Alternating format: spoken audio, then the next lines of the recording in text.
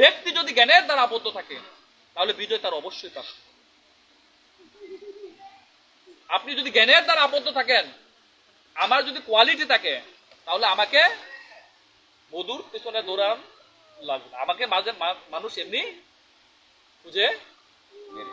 এর জন্য অর্জুন বলেছে ব্যক্তি যদি জ্ঞানের দ্বারা আবদ্ধ থাকে তাহলে বিজয় যে জায়গায় থাকুক না কেন বিজয় তার অবশ্যই প্রাপ্ত।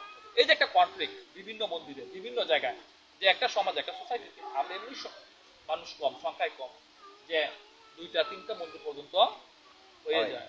এই যে একটা কনফ্লিক্ট, এই যে একটা পদ, আমি সভাপতি হবো, আমি সেক্রেটারি হবো, আমি এটা করবো, আমি এটা হবো, এই যে একটা চাওয়া, কামনা বাসনা।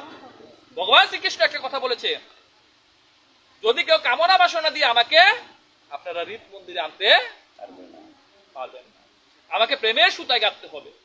যদি আমাকে প্রেমের সুতায় গাঁথেন তাহলে আমি সেই ভক্তির সাথে মিলন বাসন করে কামনা বাসনা দিকে কখনো আমাকে মন্দিরে আনা যাবে না। তাহলে আপনি কিসের পদের লোক, কিসের সেক্রেটারি, কিসের সভাপতি, কিসের?